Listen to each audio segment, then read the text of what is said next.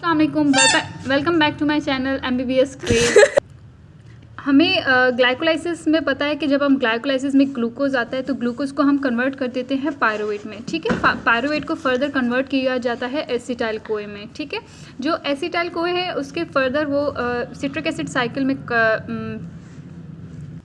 तो जब acetyl CoA mitochondria में एंटर होता है, माइटोकॉन्ड्रिया में वहाँ पे इसको ये क्रेब्स साइकिल में एंटर हो जाता है। और क्रेब्स साइकिल किस तरह से स्टार्ट होती है ये पूरी अब हम बताएंगे। अब क्रेब्स साइकिल के 3 नाम होते हैं। ठीक है, मतलब एक तो क्रेब्स साइकिल खुद एक नंबर 1 ये हुआ। नंबर 2 सिट्रिक एसिड साइकिल भी कहा जाता है इसको TCA साइकिल भी कहा जाता है, यानी ट्राई कार्बोक्सिलिक एसिड साइकिल। इसके बाद क्या होता है कि जब एसिटाइल कोए जब ऑक्सेलो एसीटेट के साथ कंबाइन होता है तो वो मिलके क्या देते हैं, हमें सिट्रेट देते हैं।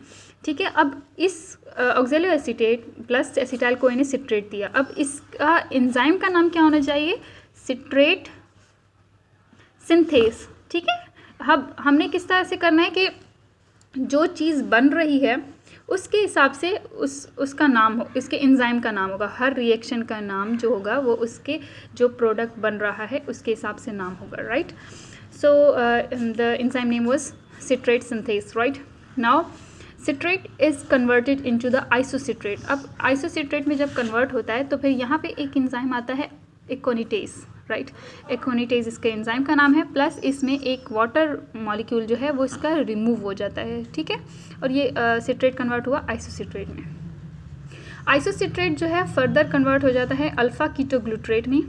ठीक है, और एक और चीज़, जब आइसोसिट्रेट अल्फ़ा कीटोग्लूट्रेट में कन्वर्ट होता है तो आपका एंजाइम कौन सा होता है, आइसोसिट्रेट डिहाइड्रोजिनेज। अब जहाँ पे भी आप डिहाइड्रोजिनेज एंजाइम देखेंगे, ठीक है, कौन सा, डिहाइड्रोजिनेज, जब भी एंजाइम आए डिहाइड्रोजिनेज,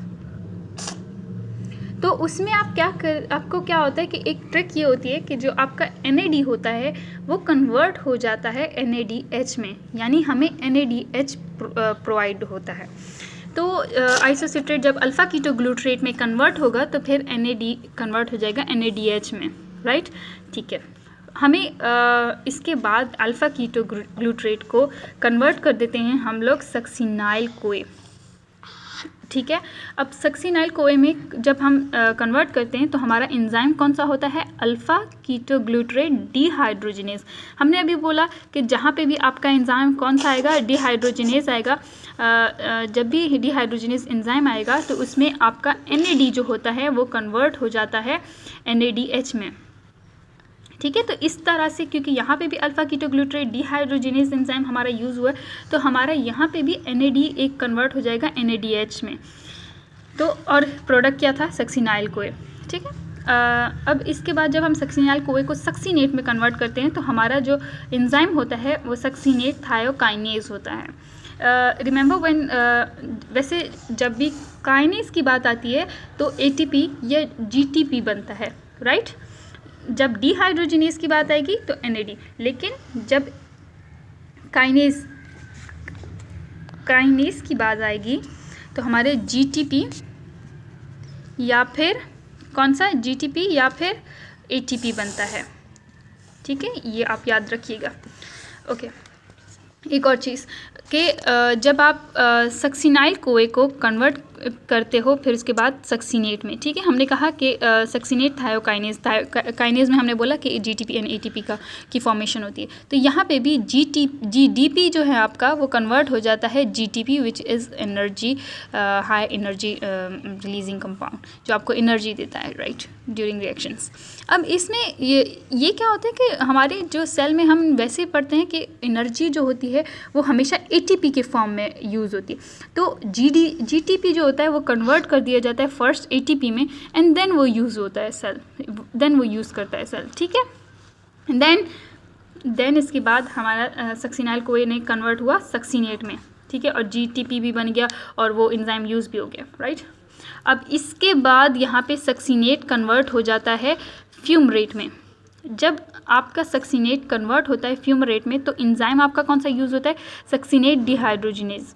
ठीक है, अब यहाँ पे भी आपका एंजाइम कौन सा आ रहा है, डिहाइड्रोजिनेज। हमने कहा था जब भी डिहाइड्रोजिनेज एंजाइम होता है तो वहाँ पे हमारा NADH। तो एक चीज़ मैं उसमें ऐड कर दूँगी कि NADH तो बनता है, इसके साथ साथ मतलब FAD भी बनेगा। FAD भी आप ऐड कर लें, FADH आप ऐड कर लें कि NAD या फिर FADH बनेगा जब भी आपका डिहाइड्रोजनेज एंजाइम जहाँ पे भी आता है। अच्छा, I've got little messy but let it be. Okay, so FADH2 बन चुका है हमारा। ठीक है, फ्यूमरेट तक हम आ चुके हैं। अब फ्यूमरेट से फर्दर आपके 2 ही स्टेप्स हैं। फ्यूमरेट से कन्वर्ट हुआ मेलेट में, लेकिन हमारा एंजाइम कौन सा है, फ्यूमरेज। अच्छा, फ्यूमरेट से जब आप मेलेट में जाते हो तो कोई भी कोई चीज़ नहीं बनती, मतलब आपका सिर्फ फ्यूमरेज एंजाइम यूज़ होता है। फिर आप मेलेट से आगे जाते हो एसिटाइल कोए, मतलब मेलेट जो होता है वो एसिटाइल कोए में कन्वर्ट हो जाता है, लेकिन एंजाइम स्टिल कौन सा है, मेलेट डिहाइड्रोजिनेज। अब हमने वही वाला रूल अप्लाई कर लेंगे कि डिहाइड्रोजिनेज है तो NAD किस में कन्वर्ट हो गया, NADH में, इट्स NADH, राइट। ठीक है, तो ये इतना हो गया। अच्छा, अब ओवरऑल इस पूरे साइकिल की हम समरी कर लेते हैं कि क्या क्या हुआ है। ठीक है,